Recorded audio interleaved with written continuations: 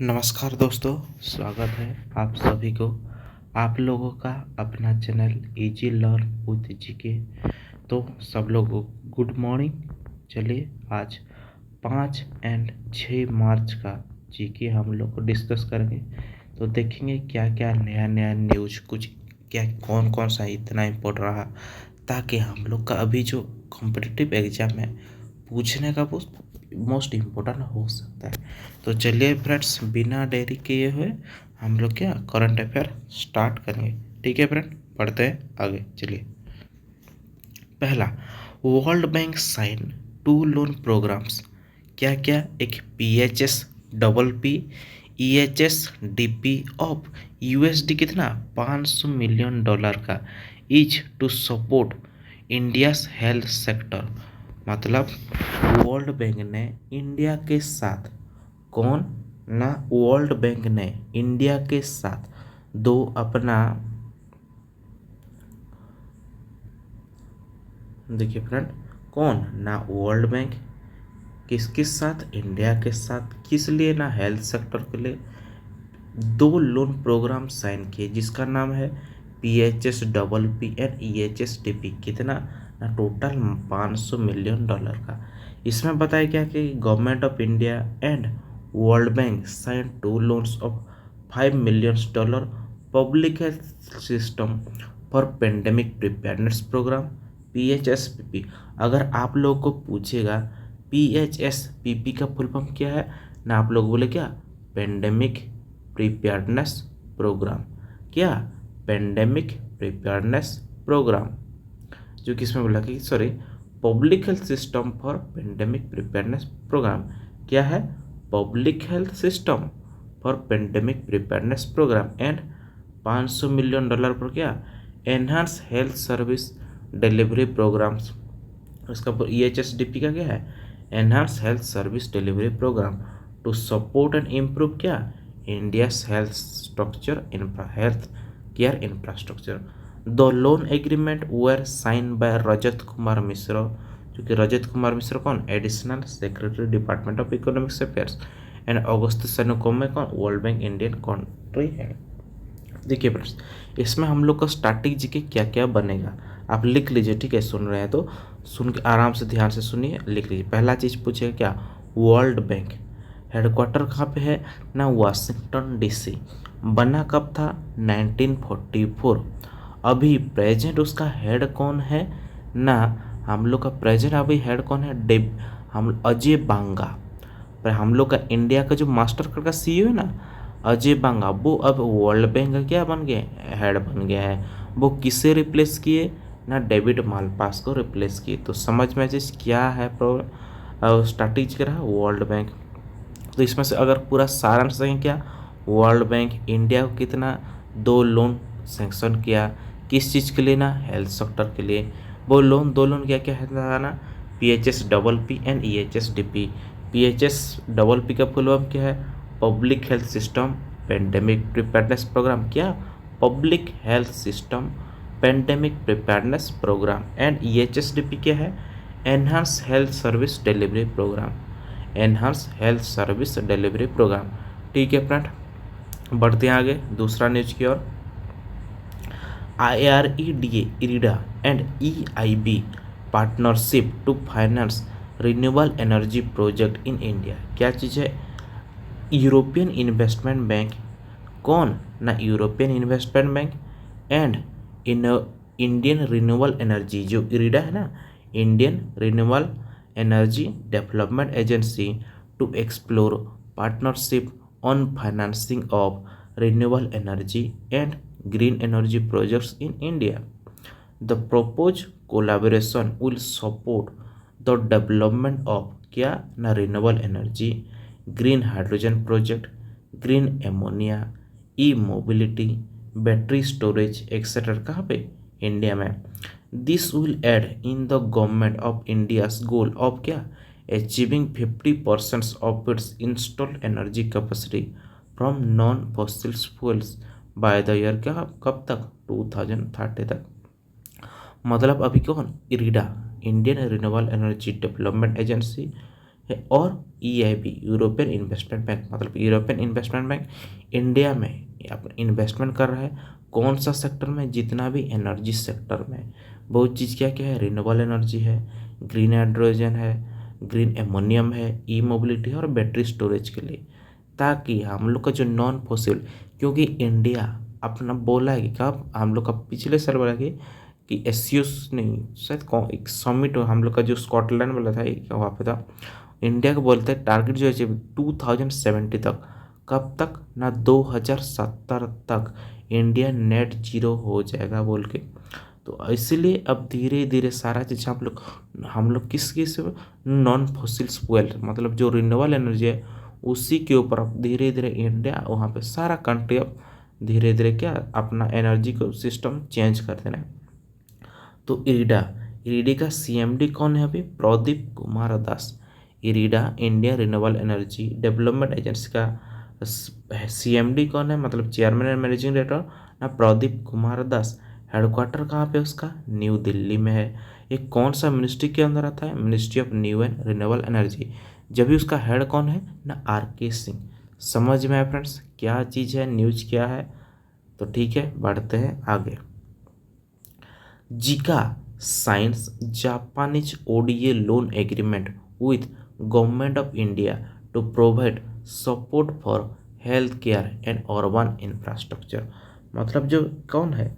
Japan international cooperation agency किसके साथ? Government of India के साथ एक लोन डील साइन हुआ। कहाँ पे ना?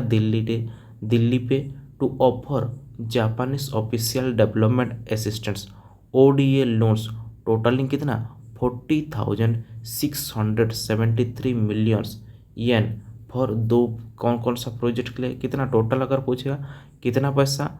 40,673 क्या मिलियन येन में।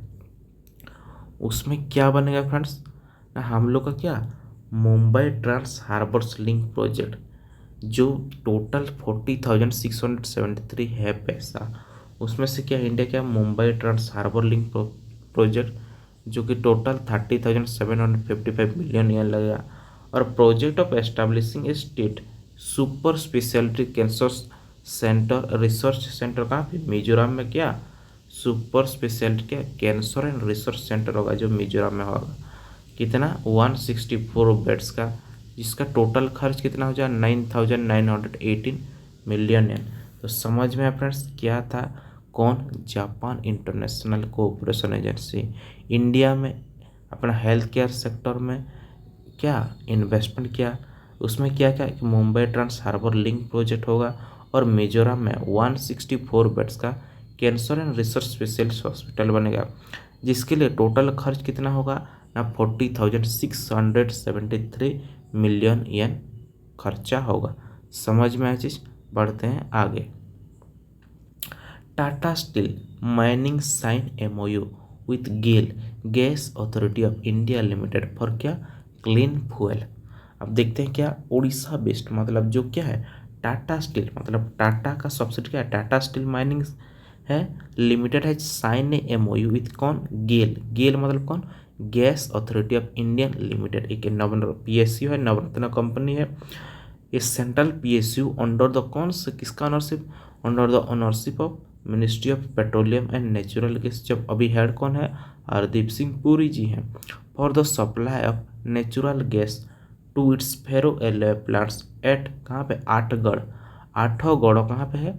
कटक में जो है Athgarh Cuttack, Orissa, to reduce carbon footprints in its operation.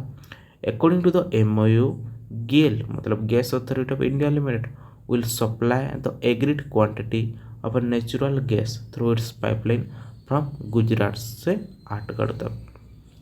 मतलब मोटा मोटा तौर पर देखा जाए तो गेल किस जो टाटा स्टील के साथ MOU हुआ, इसमें से पाइपलाइन बिछाया जाएगा कहाँ से कहाँ तक? गुजरात से आठगढ़ तक।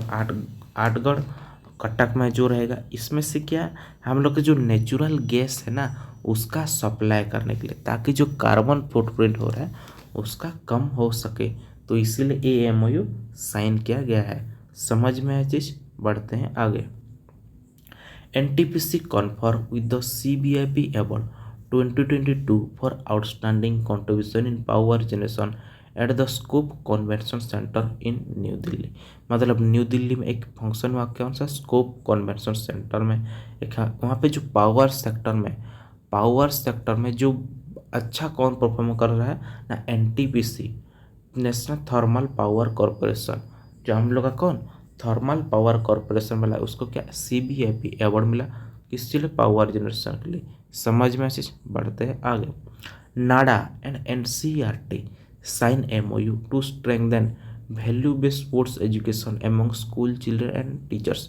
नाडा मतलब कौन, नेशनल एंटी डोपिंग एजेंसी, जिसका हेडक्वार्टर कहाँ पे है, दिल्ली। NCERT का फुल फॉर्म कौन है, national council of education and research, education for research and training. एक MOU साइन किए, किस चीज़ के लिए ना, स्पोर्ट्स एजुकेशन के लिए। जो टीचर और स्कूल चिल्ड्रन में है, और स्पोर्ट्स एजुकेशन के लिए कौन, नाडा और NCERT क्या MOU साइन किए। इसमें क्या है, इसमें क्या आएगा ना friend, to develop the disseminate and to develop the recent popular e content on sports value, जितना भी हम लोग का क्या sports value, ethics and anti doping, to promotion of UNESCO value based sports education tool kit in every classroom, to utilise the digital infrastructure and outreach capacity of DOE-SCNL through PME Vidya for school students, parents, young boarding athletes and physical education teachers. मतलब इसमें बताया गया है कि अब बच्चे लोगों को कैसे डोपिंग उनका ना हो, मतलब इधर उधर का सप्लीमेंट ना ले, उनको एक कंटेंट दिया जाएगा कैसे कि आप लोग का परफॉर्मेंस आपका इंक्रीज हो सके। इंटरनेशनल लेवल का पूरा एजुकेशन, स्पोर्ट्स का भी एजुकेशन दिया जाएगा, ताकि कैसे वो क्या बेहतर कर सके अपना अपना फील्ड में। तो इसीलिए स्टूडेंट के लिए भी दिया जा रहा है, टीचर के लिए भी, उसके लिए डेवलपमेंट होने के लिए क्या इस MOU को साइन किया गया है। किसके बीच ना, नाडा एंड NCERT के बीच। समझ में चीज, बढ़ते हैं आगे। MORD मतलब कौन, ministry of road development x tends MOU with NIFT for design support of products made by SHG of DNRLM। DNRLM मतलब कौन, दीन दयाल अंत्योदय योजना, national rural livelihood missions.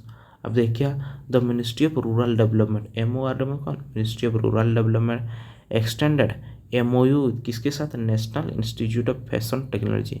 NIFT के है, national institute of fashion technology, for providing design supports for the products made by self help group of the आजीविका दीनदयाल अंत्योदय योजना, national rural livelihood mission. मतलब अब ऐसा बोला कि जो मिनिस्ट्री ऑफ रूरल डेवलपमेंट, जितना भी हम लोग का SHG ग्रुप है, सेल्फ हेल्प ग्रुप को, उनका जो प्रोडक्ट मेड कर रहे हैं, उनका क्या डिजाइन और सपोर्ट के लिए NIFT, national institute of fashion technology के साथ MOU साइन किया गया, ताकि SHG लोग को नया नया फैशन का टेक्नोलॉजी मिले और प्रोडक्ट मिले, ताकि वो लोग भी अपना क्या कुछ नया बनाएंगे और प्रोडक्शन करेंगे और बेचेंगे, ताकि वो लोग भी क्या एंटरप्रेन्योरशिप आत्मनिर्भरशील हो पाए।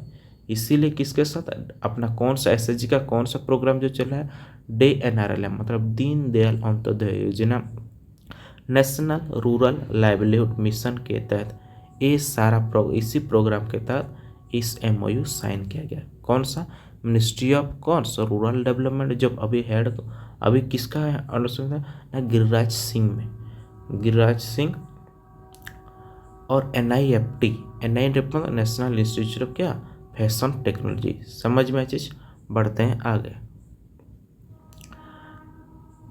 अब इसमें क्या है देखिए, ministry of agriculture and farmers welfare approve the launch of Indian farmer fertiliser cooperative limited IFFCO, Indian farmer fertiliser cooperative limited nano DAP di ammonium phosphate fertiliser in the market. तो nano DAP will be sold at 600 per bottle of 500 ml. One bottle will be equivalent to one bag of DAP which currently cost of 1350 rupees. मतलब क्या, ministry of agriculture and farmers welfare किसके साथ मिलकर IFFCO के साथ मिलकर एक नया नानो डीएपी को फर्टिलाइजर मार्केट में यूज की। कौन सा नानो डीएपी?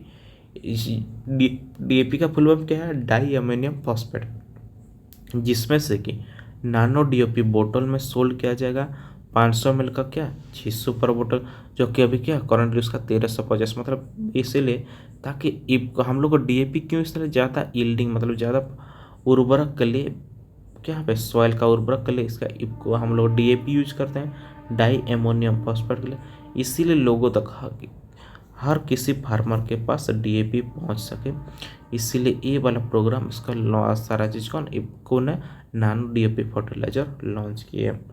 डी इफको का चेयरमैन कौन है? दिलीप संघानी। कौन है ना? दिलीप संघानी।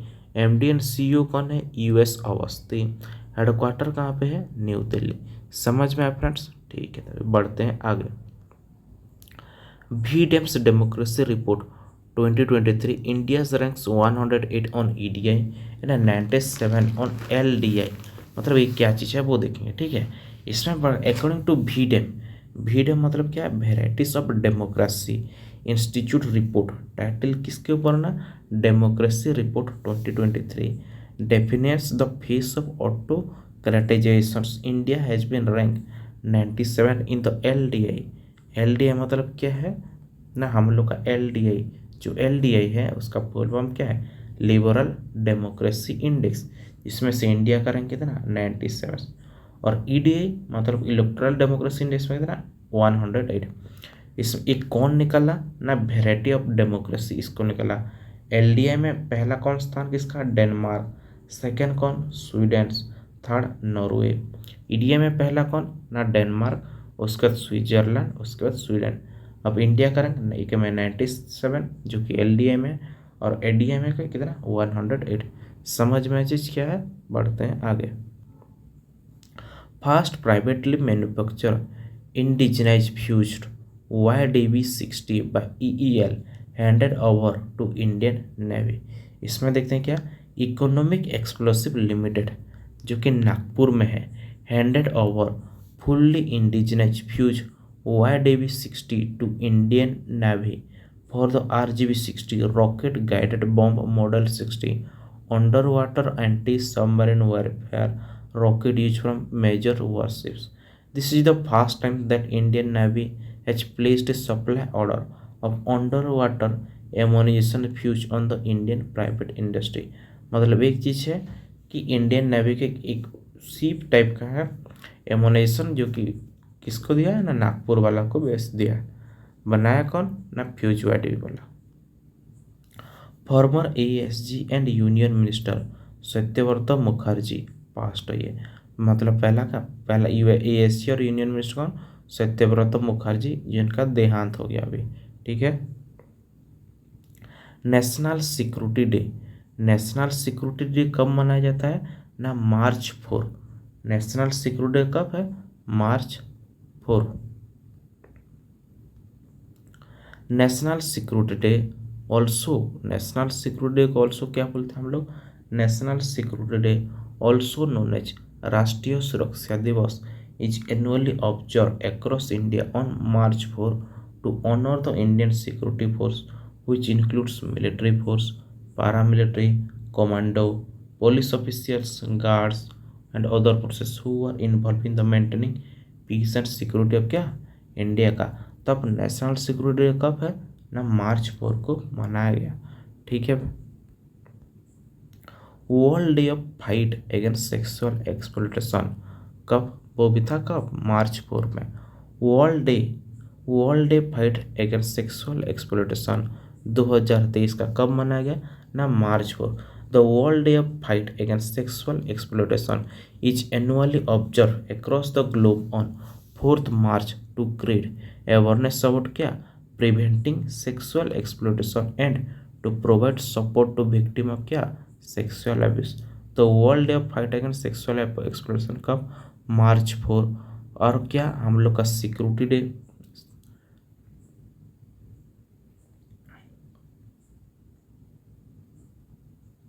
हम लोग का क्या? नेशनल सिक्योरिटी डे कब? मार्च 4 को मनाया। अब ये वाला चीज़ पढ़ते हैं। 52 नेशनल सेफ्टी डे, कितना नंबर का? 52 नेशनल सेफ्टी डे, जो 4 मार्च 2023, 52 नेशनल सेफ्टी, 4 से 10 मार्च तक उसको क्या हम लोग सेलिब्रेट किए, नेशनल सेफ्टी डे। ये इम्पोर्टेंट फ्रेंड आता है हर बार। National safety day, sorry, national safety day is annually observe across India on March 4 से 10 तक मनाया गया।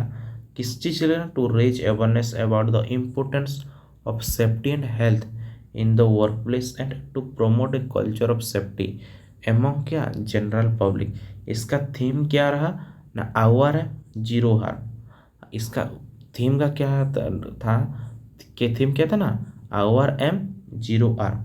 किसका ना? National safety day. कितना नंबर का था? 22 नंबर का था। कब? 4 से 10 मार्च तक इसका क्या मनाया गया।